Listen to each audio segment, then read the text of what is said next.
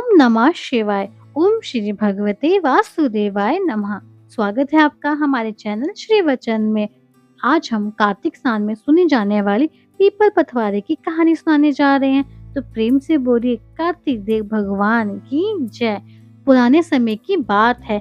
एक गांव में एक गुजरी रहती थी। उसके परिवार में उसकी सास और बहू थी। कार्तिक का महीना शुरू होने वाला था। सास ने बहू से कहा कि बहू, मैं तो कार्तिक स्नान के लिए तीर्थ पर जा रही हूँ। तुम घर पर रोज दूध दही बेचकर सारा पैसा संभाल कर रखना। बहू ने बोला, ठीक है सासू जी, जैसा आप कहेंगी वैसा ही करूँ। सास तीर्थ यात्रा पर चली गई। बहू रोजाना दूध दही बेचने के लिए निकलती थी। एक दिन बहू ने रास्ते में देखा कि गांव की बहुत सी औरतें एक पीपल के पेड़ और पथवारी माता की पूजा कर रही हैं। वे पीपल को सींच रही हैं और कथा सुन रही हैं।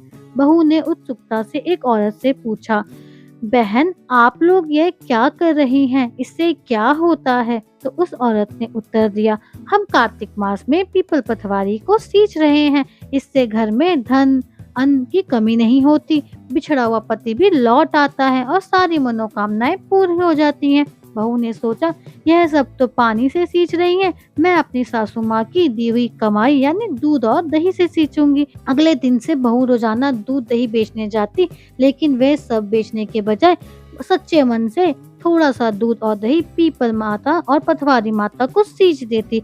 वह केवल खाली हांडी लेकर घर लौटती और सासू के हिस्से के पैसे के बारे में चुप रहती।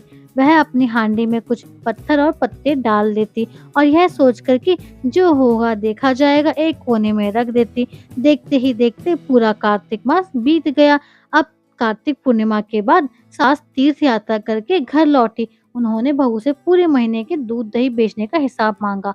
सास ने बोला, बहू लाओ, पूरे महीने के दूध दही के पैसे दो, मुझे हिसाब दो। बहू ने डरते डरते बोला, सासू जी, पैसे तो नहीं है, मुझे माफ कर दो, वह तो मैंने पथवारी माता के पास रख दिए हैं। सास ने कहा, कहाँ रखे हैं, मुझे दिखा। बहू सास को उस कोने तक ले गई जहाँ उसने हांडी रखी थी। सास ने हांडी खोलकर देखा तो हैरान रह गई। पत्थर और पत्ते चमकदार हीरे मोती बन चुके थे। हांडी धन्य धान्य से भर गई थी। सास के मन में लालच आ गया। सास ने सोचा, जब बहू को दूध दही सींचने से इतना धन मिला है तो मैं तो साक्षात तीर्थ से नहाकर आई हूँ, मुझे तो और भी ज्यादा मिलेगा। अगले वर्ष कार्तिक मास आते ही सास ने जानबूझकर बहू को दूध दही बेचने भेजा और खुद रोजाना झूठे दिखावे के साथ पानी की खाली हांडी धोकर पीपल पथवारी को सींचती और मन ही मन धन मांगती। महीना पूरा होने पर सास ने बहू से कहा कि बहू, मुझसे पैसे मांग। बहू ने कहा, सासू जी, लो पैसा दीजिए। सास ने कहा, पैसे तो नहीं है। दूध दही पीपल पथवारी को सींच दिया और वहां से पत्थर और पत्ते लेकर अपनी हांडी में रख दिए।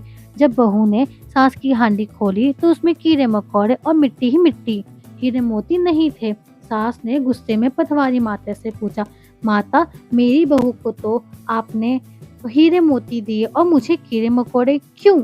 हे सासू, बहू ने निस्वार्थ भाव से अपनी पूरी कमाई मुझे भेंट कर दी, इसलिए मैंने उसे सच्चा धन दिया और तुमने लालच से केवल धन की भूख के लिए दिखावा किया, इसलिए तुम्हें वही मिला जो तुम्हारे मन में था।